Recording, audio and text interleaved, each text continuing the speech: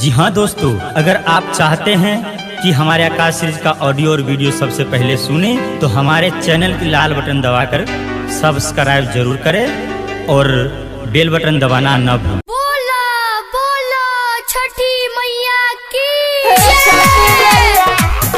जैसे पूजा के दियालु, जैसे काजली के दियालु, वैसे हमरो लभरा के को दे दियो। मैया प्रणाम करतनी बालाजी स्टूडियो दिल्ली। को मेरे नायली जब से गईली डोली चढ़ के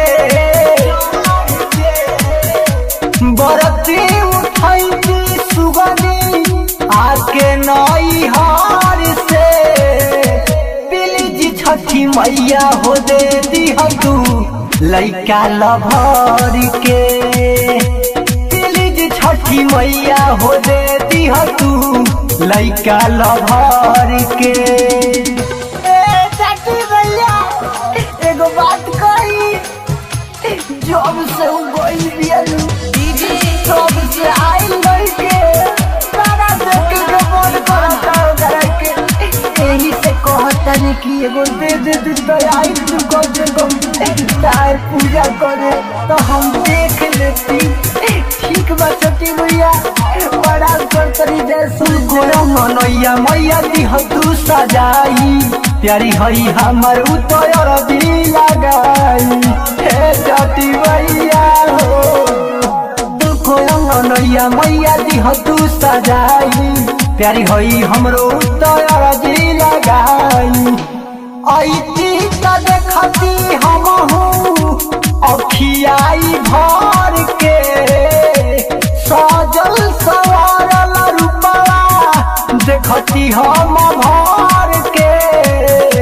प्लीज छठी मैया हो दे दिह तू लइका लभर के। प्लीज छठी मैया हो दे दिह तू लइका लभर के। जब से शादी भइल तब से दिल्ली भागल बिया कि मुंबई बुझाते नहीं। कहिया ले आइए छठी मैया, दे दिया एगो ललन दे दिया एगो बेटा दे दिया। ए छठी मैया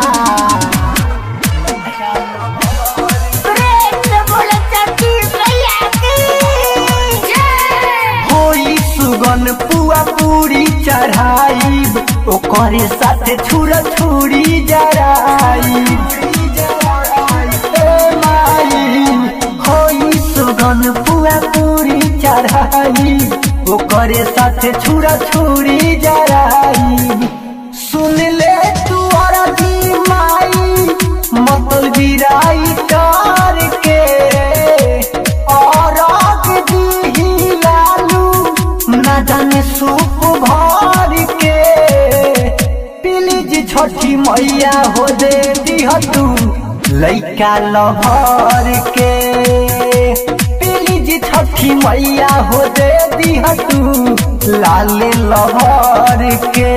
बरती उठैती सुगनी आके नई हार से प्लीज छठी मैया हो दे दिह तू लइका लभर के।